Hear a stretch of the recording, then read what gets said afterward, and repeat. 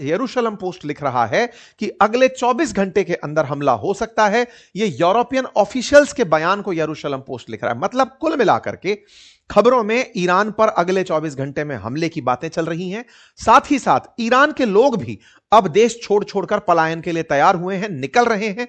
तुर्की के साथ जो बॉर्डर साझा होता है ईरान का, वहां पर बड़ी संख्या में हलचल देखी गई है। इसी बीच में भारत की तरफ से एडवाइजरी जारी हो जाती है फिर से, और वो कहते हैं कि अगर कोई भी छात्र, तीर्थयात्री, व्यापारी, पर्यटक जो भी ईरान में है, जल्द से जल्द वहां से निकल जाए। अब ये भारत बोल रहा है, इसका मतलब भी समझ जाइए कि इतना तो हम भी समझ रहे हैं कि कुछ तो गड़बड़ होने वाला है।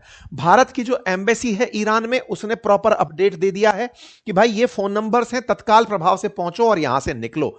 भारत के विदेश मंत्रालय की तरफ से भी कल 14 जनवरी के दिन अपडेट दे दिया गया, जो भी एडवाइजर्स हैं, जो भी लोग हैं, वहां से बाहर आ जाएं। इस बीच में भारत के विदेश मंत्री ने ईरान के विदेश मंत्री से फोन पर बातचीत करी और उनके बारे में सिचुएशन जानी। एयर इंडिया की तरफ से आया ये अपडेट देख सकते हैं कि भाई हम ईरान पर से नहीं उड़ेंगे। इंडिगो की तरफ से आया अपडेट देख सकते हैं, हम ईरान पर से नहीं उड़ेंगे। मतलब पूरी तरह से बैटल ग्राउंड सज चुका है, बातें हो चुकी हैं, युद्ध की तैयारियां हैं, और इस युद्ध की तैयारी में ईरान से होकर के भारत की जो फ्लाइट्स बाहर की तरफ या फिर यूरोप की तरफ जाने वाली थी, उन सब ने रास्ते बदलने शुरू कर दिए हैं। ईरान एयर स्पेस बंद कर दिया गया है। यहां पर बैठे हुए कतर में जो ईरान अमेरिका का एयरबेस था, उसे खाली किया जा रहा है। पूरी तरह से अलर्ट पर सारी चीजें हैं। जो भी तैयारी युद्ध के नाम पर होनी चाहिए वो सज चुकी हैं। ईरान का अपना एयर स्पेस बंद करने की खबर आप देख सकते हैं। ईरान ने थोड़े दिन पहले भी एक बार के लिए एयर स्पेस बंद किया था, जिसके चलते अब आज सुबह सुबह का अपडेट है कि यूरोप की जो फ्लाइट्स हैं वो भी अब ईरान के एयर स्पेस में नहीं उड़ेंगी। इटली, पोलैंड अपने सिटीजन से कह रहे हैं कि भैया जल्दी से निकल जाओ। इस बीच में इंटरनेट की पूरी जो व्यवस्था है वो चौपट है। लगातार 8वां दिन है ईरान में इंटरनेट के माध्यम से कोई खबर बाहर नहीं आ रही है।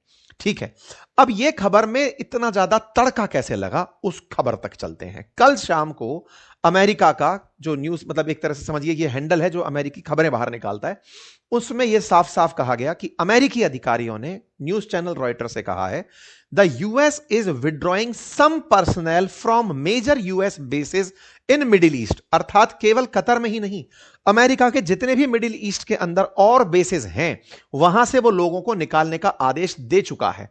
इस बात का कंफर्मेशन हो जाता है जब कतर की तरफ से खुद यह कमेंट आ जाता है। यहां पर ध्यान देने की बात है, यह वही कतर है जिसकी कोई गलती नहीं थी, लेकिन पिछली बार बेचारे पर गोला डाल दिया गया था। कब की बात है?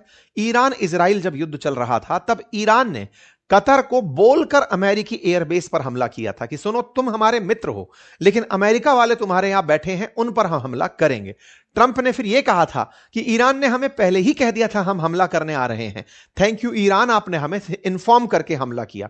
ईरान इजराइल के बीच में जब थोड़े दिन पहले कन्फ्लिक्ट हुआ था, तब अमेरिका के बेस को ईरान ने निशाना बनाया था। अब चूंकि अमेरिका खुद पार्टी बनकर ईरान पर हमला करने आ रहा है, तो इस बार अमेरिका वर्सेस ईरान है, इजराइल वर्सेस ईरान नहीं हो रहा है। लेकिन इजराइल से तो असली नफरत है, नफरत ही इजराइल से है, इसी चलते तो अमेरिका आ रहा है। तो इजराइल के लोग क्या कर रहे हैं, यह भी तो अपने आप में एक खबर है। साथ ही साथ कतर ने साफ कह दिया है, सुनो भाई, अपडेटेड खबर यह है कि अल उदैद एयरबेस से लोग जा रहे हैं, यह हम आपको बताना चाहते हैं। कतर खुद डरा हुआ है कि इन लोगों की लड़ाई में हम ना मारे जाएं। पिछली बार इजराइल ने गुस्से में हमास के लोगों को मारने के लिए हमारे देश में हमला कर दिया। लड़ाई कहीं भी होती है, कतर में गोला फटता है। तो भाई अमेरिकियों, तुम्हें रोकने की कीमत चुकानी पड़ती है। कृपया करके जब तुम यहां से निकल रहे हो तो हमें खबर देने दो। फिर भाई लिस्ट निकल कर आती है हवाई जहाजों की। सारे हवाई जहाज रास्ता छोड़ करके जाते हुए दिखाई देते हैं, कतर एयरबेस से उड़ते हुए हवाई जहाज दिखाई देते हैं। जब नोटिस किया जाता है कि यूएस मिलिट्री के बेसिस कहां कहां हैं, तो इस पूरे मिडिल ईस्ट में जहां जहां पर भी यूएस मिलिट्री बेसिस हैं, जहां पर लगभग मिनिमम 1000 से ज्यादा तो कहीं ना कहीं सैनिक हैं ही हैं।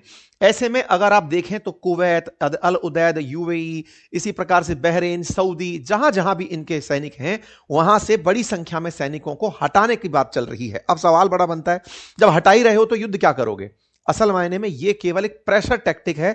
यह कहते हैं टाइम बाई करना, अर्थात अमेरिका ईरान के सामने खुद को दिखा ऐसे रहा है कि देखो, तुम्हारे डर से मैं पीछे हट रहा हूं। इसके माध्यम से ईरान थोड़ा कमजोर हो सकता है, सोच सकता है कि हमारा डर हावी है।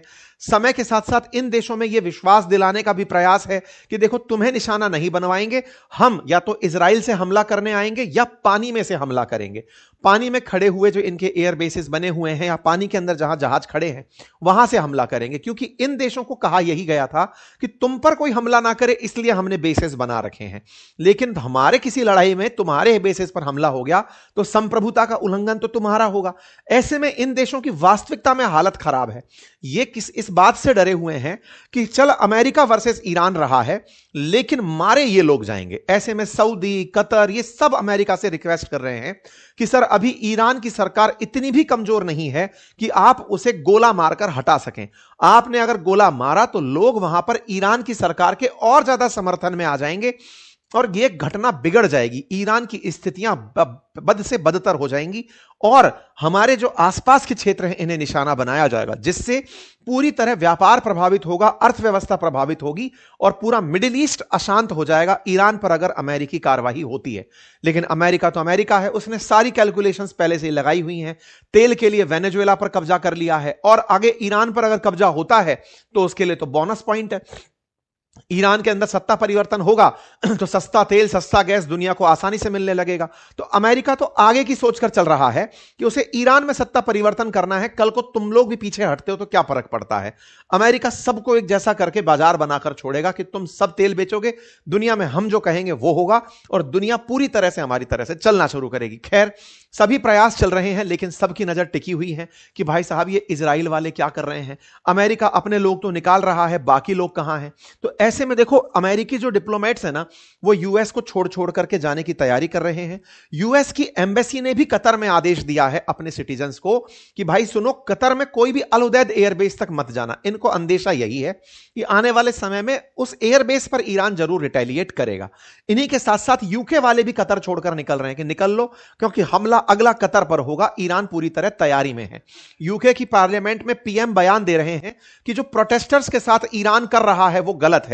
यानी पूरी तरह वर्ड सेंटिमेंट यह बना दिया गया है कि ईरान की सरकार के विरोध में जो जनता उतरी उस जनता को मारने के लिए लगभग 12,000 लोगों की मौत के आंकड़े फ्लैश किए जा रहे हैं।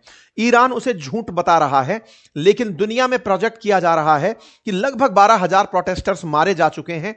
दुनिया भर में निंदा